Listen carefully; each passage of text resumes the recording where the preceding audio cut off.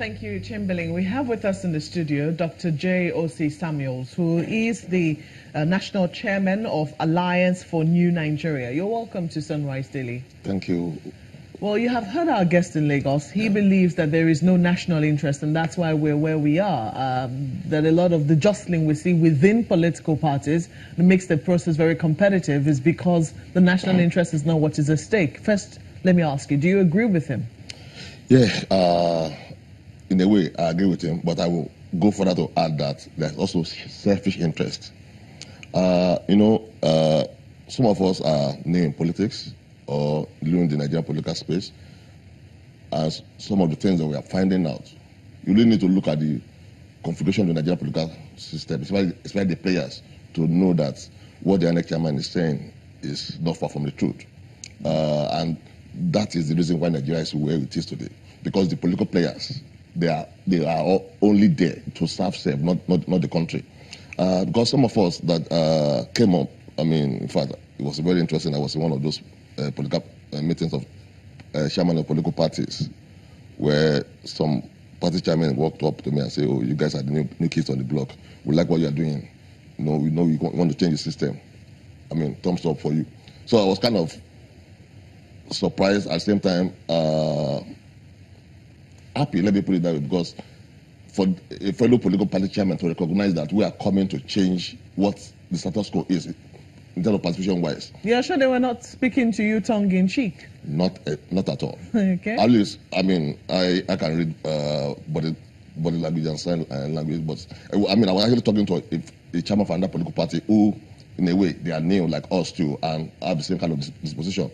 And it came to say, you guys are doing very well. So I'm also wondering, because if we say that is the reason we have, jostling within political parties, if we say it's because of a lack of national interest, how then do we explain what some have termed the proliferation of political parties as well? Because if you say that you just met the chairman of another political party who's new as well and seems to have the same ideology as you do, why are you not merging with them, for instance? Well, you can always vouch for yourself. That's one thing you can say.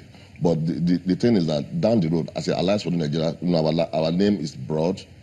An alliance, as it says that looking for a new Nigeria, we are open and ready to work with anybody that shares the same ideology with us. That's for certain. But we can only drive what we know that we have control of.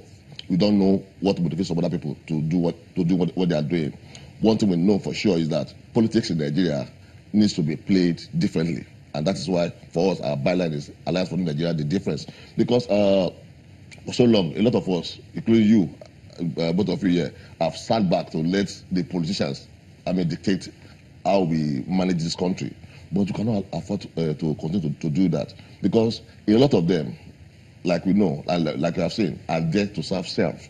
But we, the majority of Nigerians that have been keeping quiet, this is our time. We should not just leave it and say, oh, there's nothing happening. We cannot do something. Would you really say that is a fair statement on the generality of politicians? Because, let's take a look at our dispensation, at our political dispensation. Yeah. We've had a lot of military interregnums, and then we've seen that from 1999, it's been a democratic space, so to speak. Some people will say that the politicians whom we see here on the scene today, a number of them had an influence on the fact that we eventually came into this democratic dispensation. And a lot of them paid heavy prices for it. So would it really be fair to say that they did not really have the interest of the country at heart and it was all about their personal interest? Well, if you want to look at the political trajectory of Nigeria, yes.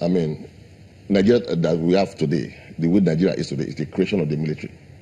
Our constitution, the players, at one time or the other, they started under the military and they passed through the system until the military handed over to us.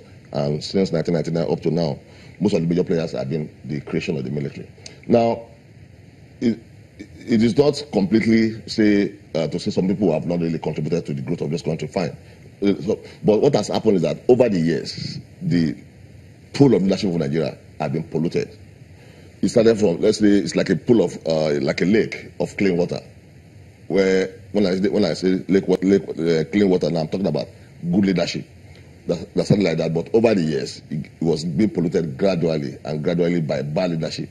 Now, what you see is the majority is bad leadership. majority of the players right now are there for self. Because what has happened is that a lot, people do things in governance and they get away with it, bad things. And the ones, like for instance, let me use my own self for example. My daddy was a civil servant before he died. And there are many of them like that served judiciously through the civil service.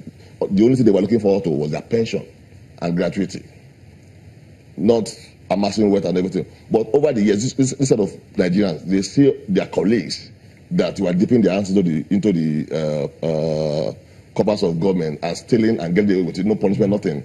Then over the years, I see a lot more people are like, oh, since this person has done it, got away with it, I will do it. And that's the same thing that happened to leadership.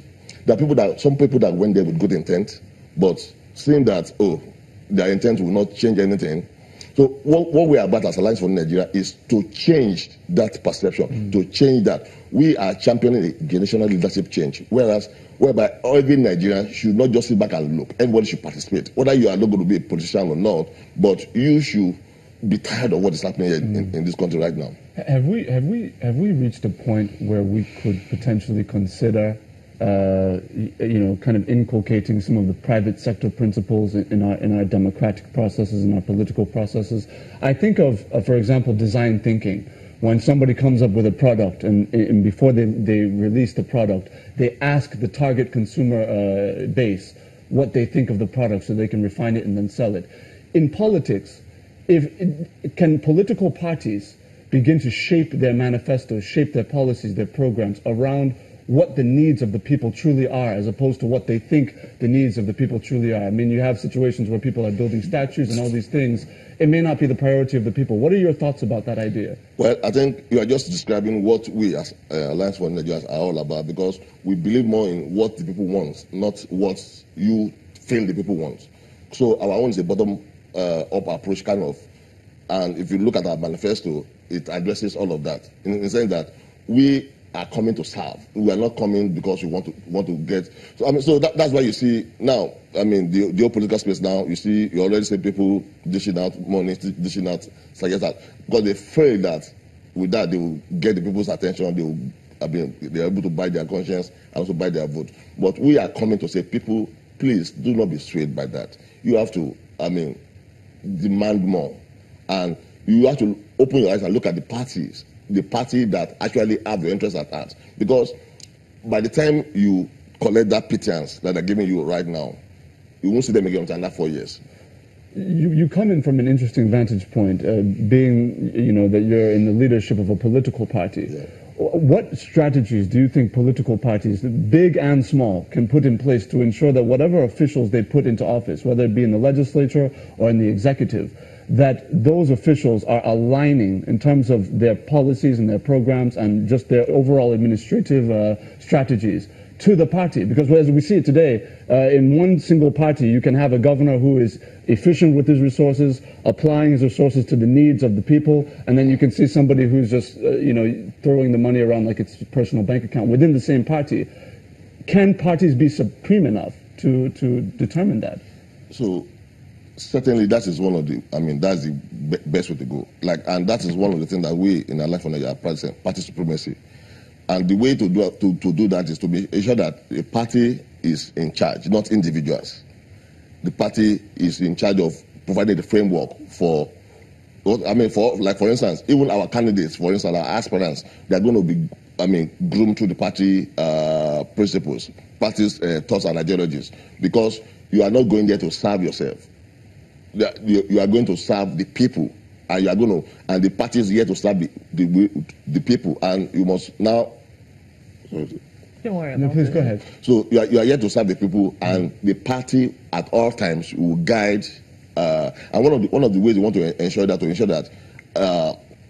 in terms of even sourcing for funds, in terms of funding candidates for political offices, the party will play a major role in ensuring that, so that it will not be like an individual comes and he spends his way through to get into office and feel that the party has no role in ensuring that it does what the party plans to do when it gets into office. No, the party at all points will be in charge of our agenda, and we.